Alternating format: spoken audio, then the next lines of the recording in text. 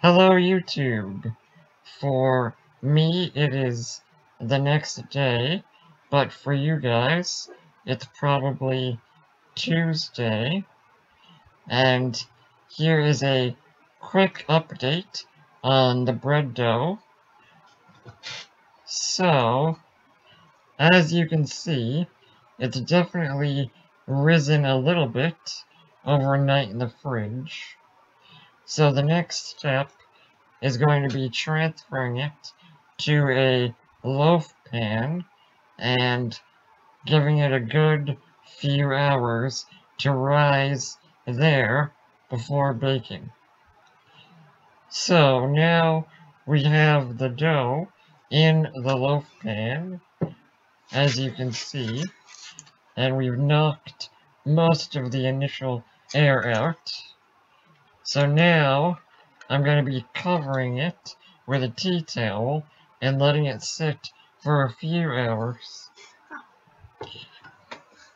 In the past, some experimental bread doughs I've made didn't have the best texture because I didn't let them rise for a second time in the loaf pan long enough, so I'm just gonna give this one as long as it needs to get nice and aerated again. Now that I'm back recording videos again, I hope to upload about 3 times a week. Currently I'll be attempting to do Sunday, Tuesday, and Thursday, but I may end up switching to Monday, Wednesday, Friday. I do have one bigger, more complicated video planned for the near future, although the footage I was able to get isn't great. Hopefully you'll still like it, and in the near future I should have a better filming setup to actually record video in the kitchen.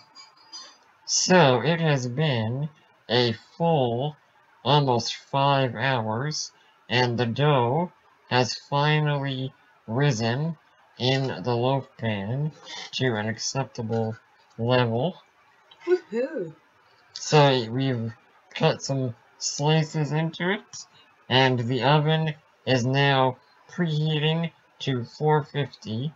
It'll bake at 450 for about 10 minutes, and then we'll bake it for a further 15 minutes at 400 Fahrenheit. So the bread is out of the oven, and it looks pretty good. We got a decent oven rise. It smells amazing, although it's going to need a little while of cooling before we can slice into it and see how the texture is. So it is finally time to taste this bread. First, let's take a look at the cross section.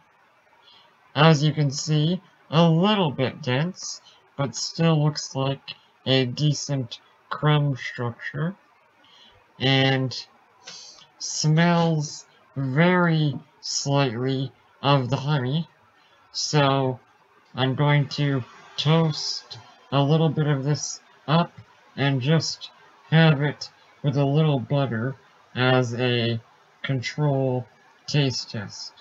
Here we go. Here is the taste test.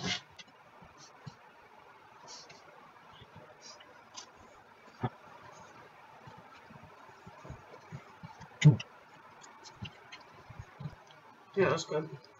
So yeah, it's a little denser than a normal sandwich bread, which I don't mind.